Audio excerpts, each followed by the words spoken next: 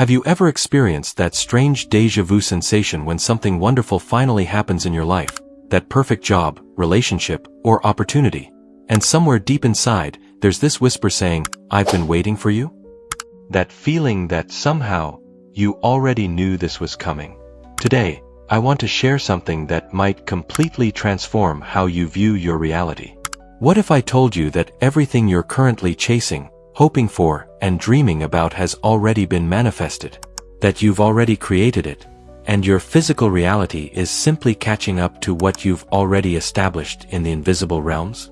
This isn't just another manifestation video. This is about understanding the true nature of time, consciousness, and the astonishing power you already possess. I'm going to show you why you're not actually manifesting anything new. You're simply aligning with what already exists in potential form. By the end of our time together, you'll understand why your anxious waiting, desperate hoping, and forceful striving might actually be keeping your manifestations at bay. And I'll share the exact process I use to collapse time and bring my manifestations into physical reality much faster. Before we dive into the practical aspects of this approach, I want to create some context for you with a personal story that illustrates why this concept changed everything for me. 2 years ago, I was at what felt like rock bottom. My relationship had ended painfully, I'd lost the job I thought would be my career for life, and I was facing health challenges that had me questioning everything. I was doing all the right manifestation techniques, vision boards, affirmations, visualization, but with this desperate energy of lack and need. One sleepless night, I stumbled across an old journal of mine from 5 years earlier. In it, I had written about the exact life I wanted to create, down to details that seemed impossible back then. The strange thing was, almost everything I had written had come true over those 5 years, including things I had completely forgotten I'd even wanted. That's when it hit me. The things that had manifested most effortlessly in my life weren't the ones I chased with desperate energy. They were the ones I had simply declared as mine, released with complete trust, and then allowed life to deliver in its own perfect timing. This led me down a rabbit hole of studying quantum physics, ancient mystical teachings, Jungian psychology, and consciousness research. What I discovered was a perspective that freed me from the hamster wheel of constant, manifesting efforts. The truth is simple yet profound. Time as we experience it is not linear. The future you're hoping for already exists in potential form. Your job isn't to create it, it's to align with it, to become a vibrational match to what already exists.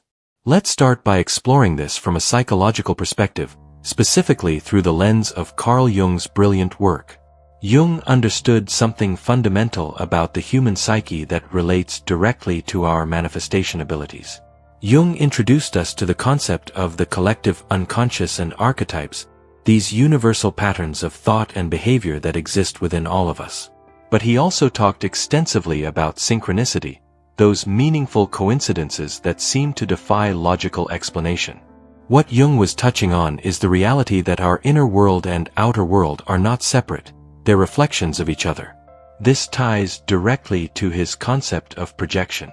We don't see reality as it is, we see it as we are. Your conscious mind might be focused on lack and what you don't have, but your unconscious mind, which is connected to what Jung called the collective unconscious, already knows your potential future. It's already aware of the possibilities that exist for you. When you experience that tension between what you consciously want and don't yet have, you're actually experiencing what Jung would call a psychological complex, an emotionally charged group of ideas that creates inner conflict. This is why forcing manifestation often doesn't work. You're trying to consciously override a process that operates primarily through the unconscious mind. This creates resistance, and as the saying goes, what you resist, persists. Instead, true manifestation happens when you integrate your shadow, those disowned parts of yourself, and align your conscious desires with your unconscious patterns. When these two aspects of yourself are in harmony, manifestation becomes effortless. Jung would suggest that the future you desire is actually an archetype, a pattern of potential that already exists. Your job is to psychologically integrate with that archetype, to embody it, rather than chase it as something external to you. Now, let's look at this from a quantum perspective. because modern physics actually supports this seemingly mystical idea. In quantum physics, there's a fascinating phenomenon called quantum entanglement. When particles become entangled, what happens to one instantaneously affects the other, regardless of the distance between them. Einstein called this spooky action at a distance. What does this have to do with manifestation? Everything. Your consciousness, your thoughts, intentions, and beliefs are not just passive observers of reality. They're active participants in creating it. The observer effect in quantum physics shows that the mere act of observation affects the behavior of subatomic particles. Furthermore, quantum physics suggests that all possible outcomes already exist simultaneously in what's called superposition. Until observation occurs, a particle exists in all its possible states at once. It's only when we observe it that it collapses into one definite state. Your life works the same way. All possible futures for you exist simultaneously in potential form. The one that manifests is the one you collapse through your observation, through your attention, expectation, and belief.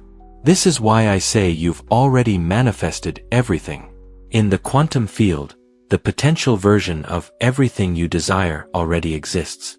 Your job isn't to create it from scratch, but to collapse the probability wave of all possibilities into your preferred reality. The physicist Fred Alan Wolf put it perfectly: you don't create your future. You select it through your attention. Now, let's explore the spiritual dimension of this truth, because this is where the real magic happens. Across spiritual traditions, whether we're talking about Buddhism, Taoism, Hinduism, mystical Christianity, or indigenous wisdom, there's a common understanding that time as we perceive it is an illusion. The past, present, and future exist simultaneously in what some call the eternal now. The 13th century mystic Meister Eckhart wrote, "The now in which God made the first man, and the now in which the last man will disappear, and the now I am speaking in are all the same in God, where there is only one now." From a spiritual perspective, your soul exists outside of linear time. It already knows the experiences you'll have, the growth you'll undergo, and the manifestations you'll bring into form. Your higher self, that aspect of you connected to universal consciousness, already exists in communion with everything you're seeking. This is why practices like meditation are so powerful for manifestation. When you quiet your mind and enter that space of pure awareness, you're stepping outside of linear time. You're accessing a dimension where your manifestations already exist as completed events. The ancient Vedic tradition calls this Ritam Bara Pragya, the intelligence that knows only truth.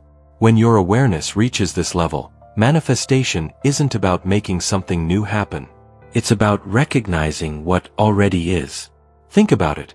Have you ever had the experience of meeting someone new, yet feeling like you've known them forever? Or stepping into a new place that somehow feels like home? Those are moments when you're experiencing the collapse of time, when your physical reality is catching up to what your soul already knows. Now, this brings us to what I call the paradox of effort. If everything already exists in potential form, why do we need to do anything at all? Why not just wait for it all to appear? This is where so many people get stuck.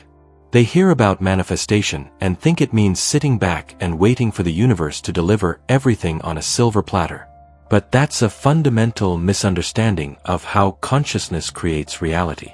The paradox is this: you must act as if you're creating your reality through effort while simultaneously knowing that everything already exists and is simply unfolding in divine timing. It's like rowing a boat downstream. Yes, you're putting in effort with the oars, but you're also allowing the current to carry you. If you just sit in the boat without rowing, you'll still move, but slowly, and you might miss the opportunities to navigate around obstacles. If you row frantically against the current, you'll exhaust yourself and make little progress. The sweet spot is mindful, aligned action combined with deep surrender to the process. In Taoist philosophy, this is called Wu Wei, action without forcing. It's effort that feels effortless because it's in harmony with the natural flow of life. Here's the key: when you understand that your manifestation already exists, your actions shift from desperate striving to inspired alignment.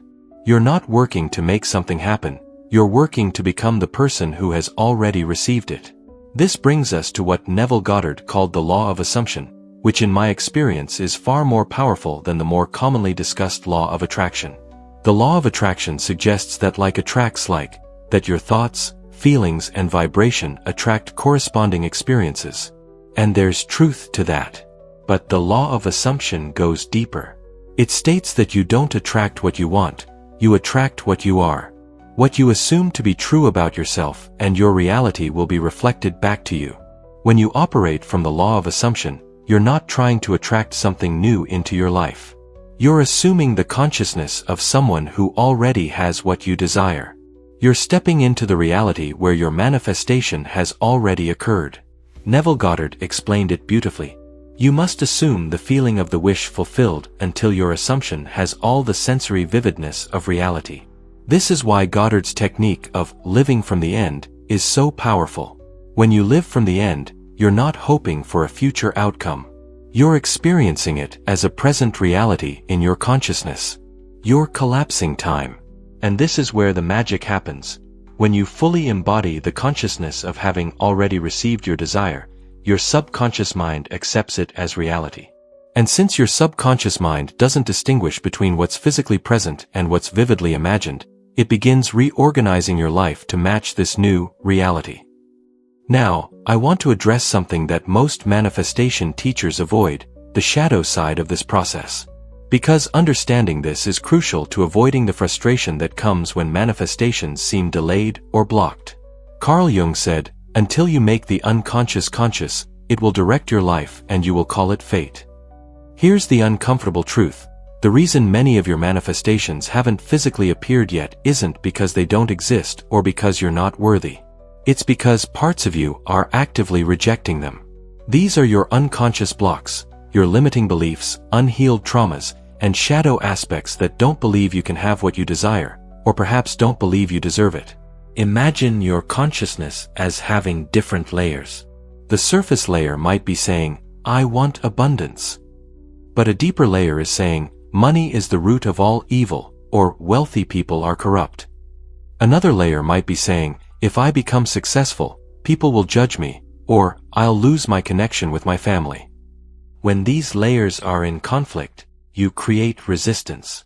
And resistance slows down the physical manifestation of what you've already created in potential form. This is why inner work is such a crucial part of the manifestation process. It's not just about positive thinking or visualization. It's about healing the parts of you that are afraid of having what you desire. Jung would call this shadow integration, making peace with the disowned aspects of yourself that are sabotaging your conscious intentions. Now, let's get practical.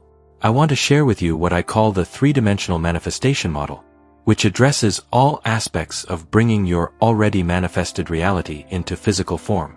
Most manifestation approaches focus on just one dimension, usually the mental dimension through visualization and affirmations. But true manifestation happens across three dimensions of your being: the mental dimension, the emotional dimension, and the somatic, or physical, dimension. Let's explore each one and how they work together to collapse time between your potential reality and your physical experience. The mental dimension is about your thoughts, beliefs, and the stories you tell yourself. This is the realm of affirmations, visualization, and mental rehearsal.